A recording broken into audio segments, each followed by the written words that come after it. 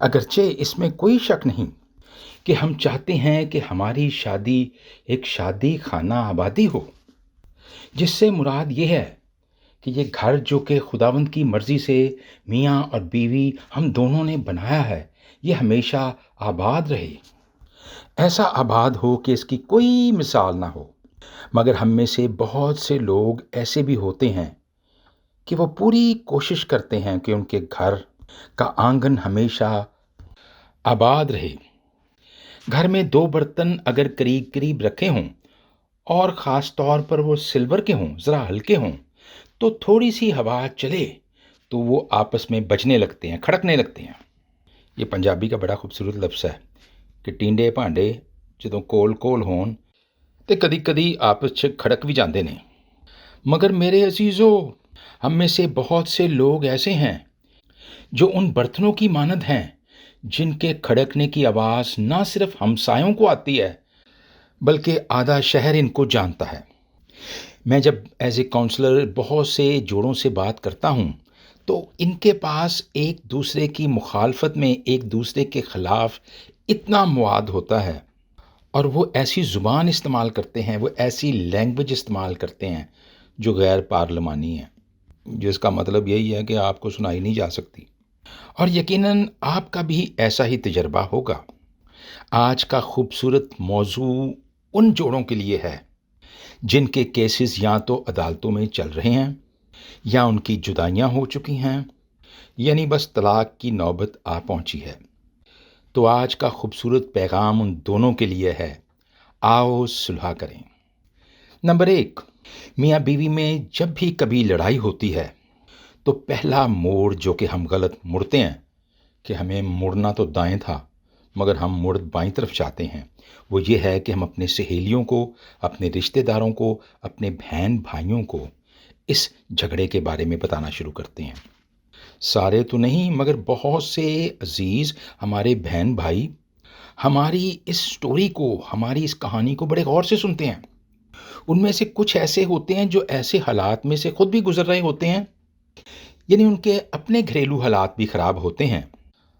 ایسے میں وہ ہماری کہانی سن کر بڑا مزہ لیتے ہیں کیونکہ وہ سائیکولوجیکلی تھوڑے سے خود بھی انفٹ ہوتے ہیں۔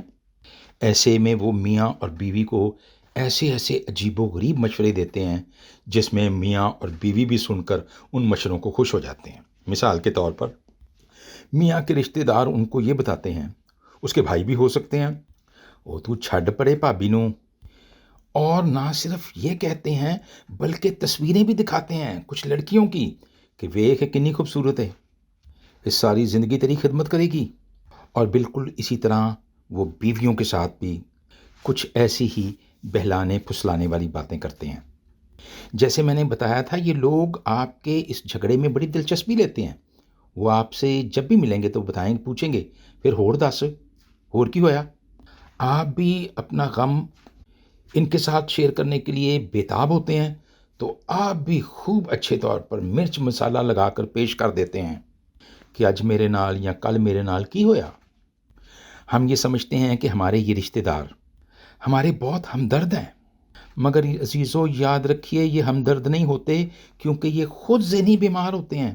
ان کے گھروں میں بھی کچھ ایسے ہی ہو رہا ہوتا ہے، اور خدا کا بنا بنایا منصوبہ ہم لوگ ان کی باتوں میں آ کر اسے رد کر دیتے ہیں۔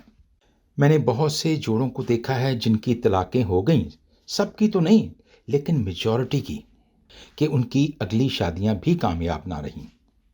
اور اس کی بڑی وجہ کیا ہے کہ میرے عزیزو، انسان جب شادی کرتا ہے تو وہ کسی انسان سے نہیں کرتا، ہاں جی، انسان سے نہیں کرتا، وہ شادی اس کی عادتوں سے کرتا ہے۔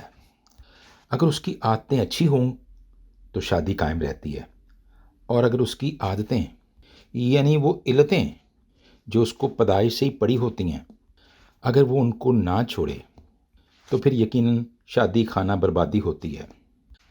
میرے عزیزو، آج کا حاصل کلام یہ ہے کہ شادی انسانوں سے نہیں، میاں اور بیوی سے نہیں، بلکہ شادی میاں اور بیوی کی عادتوں سے ہوتی ہے۔ اور کامیاب شادی کے لیے یہ ضروری ہے کہ ہم اپنے عادتوں کو، اپنی علتوں کو، اپنی بری عادتوں کو ترک کریں اور ایک دوسرے کے ساتھ مل کر رہنا سیکھیں۔ خداوند آپ کے ساتھ ہو، آپ کو خوب برکت دے، آمین۔ واٹس ایپ پر میرا فون نمبر 0012626744372 پر مجھ سے ضرور رابطہ قائم کیجیے، اور اگر کوئی اچھی بات آپ مجھ سے شیئر کرنا چاہیں تو یو آر موسٹ ویلکم۔ خدا حافظ۔